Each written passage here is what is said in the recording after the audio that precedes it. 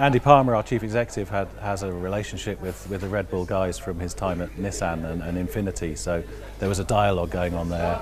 There's a desire, I know, from Adrian to do a supercar for the road. I think that's no secret that he's wanted to do something like that for some time, and so dialogue over the last few months, putting some ideas together, working out how the partnership could work, looking for the opportunity, the right time for the opportunity really, and I think we're here in Melbourne in March announcing the partnership, and it's a huge technical challenge, but it's a great partnership. The relationship's really clicking. It's going to be all about personalities really, getting the best out of Adrian, his creativity, his brilliance, and putting our own expertise in how to build create low volume cars to a very high level of finish as well. These can't just be race cars, they have to be collectors' works of art, you know, and I think we've shown with Vulcan we know how to do that, and we can take that to the next stage now. What we will do is build on what we've learned from Vulcan, both technically and with the customers, and but really take that track car a huge step further with the AMRB 001, or as we're just calling the 001 I think at the moment. And but you know, same principles apply. This is a carbon fibre chassis car with extreme aerodynamics, extreme power to weight ratio. But in the case of the new car, we are going to homologate the car for the road as well, which creates some challenges for such a high performance car. But I think that's really the key to moving things on. We're giving Vulcan customers first sight of 001, giving them first refusal on the cars as well, because they are living the dream with these special cars already, and I think I hope we'll see many of them becoming 001 customers as well. Creating a car that can be enjoyed by a non-pro driver is really, really important, and we'll be certainly giving some of their input from their Vulcan experience into 001. And we have already engaged with those guys. It's the challenge of how you keep the beauty and the luxury and the refinement when you go to such an extreme of performance. But we'll keep that there.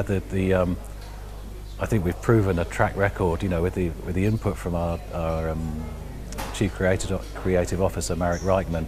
He knows how to keep the beauty in the cars, even at this extreme edge of performance. So this will be a car that will deserve to wear the Wings badge on the front of it. Every piece of design is a challenge. This one is an exceptional challenge. It's full of really, if you like, superlatives in terms of weight, performance, the effect of aerodynamics on the surface language of the car as well. So it's really working with nature in a way, and working with Adrian the way Adrian treats an aerodynamic surface as a genius. And again, to be working with someone like that on a program like this is just incredible. And very firm on is to try and make it a car almost of two characters, where it is capable of this very high performance level if you're taking it on track, say, or driving it very fast. But at the same time, it will be happy to crawl down a King's Lane in London. I suppose I'll be the guy that's saying no, you've gone too far. Probably, you know. I think, but my job is to allow them to go as far as they want to, as they possibly can, to enable their creativity, to facilitate their dreams, but in the end to make something that we can actually produce repeatably, a car that's going to be reliable and meet the expectations of the customer, and to be safe. And you know, we might build 99 of these cars. I hope that's the intention. And it's different to building Formula One cars where you've only got to build 2 or 3. And that repeatability and that process control and that discipline is going to be really, really important. So I think for testing, one of the great things about the partnership is we're going to be able to do far more simulation and rig testing than we've ever done before, because we will have, you know, Adrian will be using the facilities available at Red Bull to help us to develop the car. So, you know, physical testing is still very important. We'll be testing prototypes, and that will We haven't decided exactly where we'll go testing, but there'll probably be some fairly extreme stuff in there. Vulcan, for example, we did our sign-off testing there in Nardo in southern Italy. So there'll be racetracks involved, and also, of course, some road driving. This is going to be a road car, so we need to make sure, despite its extreme performance, that it's usable in London or in city use, and it keeps cool, and the clutch is manageable, and all those sort of things that people take for granted, but they all need developing and testing. I really think it's too early to start talking about the specifics of the car. I mean, let's say it's going to have an extraordinary power to weight ratio. It has to be to achieve the performance goals. So you can imagine what that might be, but it's too early to talk specifics about the powertrain. But it'll be something bespoke and something very special, and build on what we've done with Vulcan. We know a fair bit about the specification. It's just a little bit too early to go public with any of that, really. I think we owe it to our customers to share the details more privately before we go public with the specification of the car. And certainly there's many things that haven't been fully nailed down yet. It's typically that we would consider 2 or 3 options on certain things at the early stages and compare performance attributes. It's a target balancing stage you go through at this stage. There are so many different variables when you're creating any car. It's a complex assembly of mechanical and electronic and other parts, and that balancing all the costs and the performance and the quality and everything. The planning stage is really important. You get that right. The execution is fairly straightforward. I think the biggest change really is well, there's been 2. One has been on the product side, and the other has been on the way we've presented the brand and marketed the brand. So product-wise, it was the move from making, dare I say, pretty but fragile cars in the 70s and the 80s to a car that has meets global standards, is competent to be driven around a racetrack, knowing it's not going to break and nothing's going to fall off, and the brakes will stay, it won't overheat, and so setting those product targets to lift the car up to the best of the competition was one important thing we did, and the other was building a new corporate ID and dealer standards, and growing the dealer base around the world, and consistency of marketing, and turning it into the cool brand that it's recognised now, really moving away from the traditional wooden leather boardroom type of look to a more minimalist cool brand feel, which we really did through the early 2000s, coupled with introducing the aluminium bonded technology and everything we did with VH platform that formed DB9 and V8 Vantage, really moved the brand on a huge amount, building the headquarters at Gaydon, and seeing the growth in volume and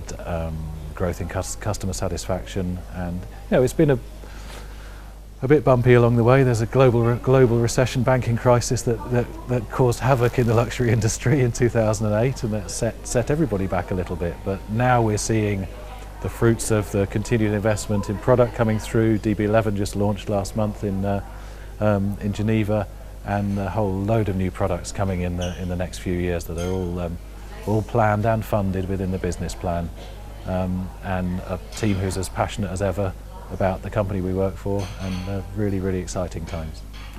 Well, that would be fantastic to see Bond 007 in 001. But no, I'm sure they've been as surprised as the rest of the world about the announcement we made just 2 days ago here in Melbourne. So they probably haven't had time to react yet, and I hope they're still basking in the success of the latest Bond movie before they start thinking about the next. But I mean, it would be a cool car for Mr. Bond to drive. That's for sure. I think that's what's really exciting in Aston Martin at the moment. We are the niche products, the special editions, such as the Vulcan, such as the GT12 that we recently launched. These all, firstly, they're great fun projects to work on. Secondly, they allow us to stretch the boundaries a little bit,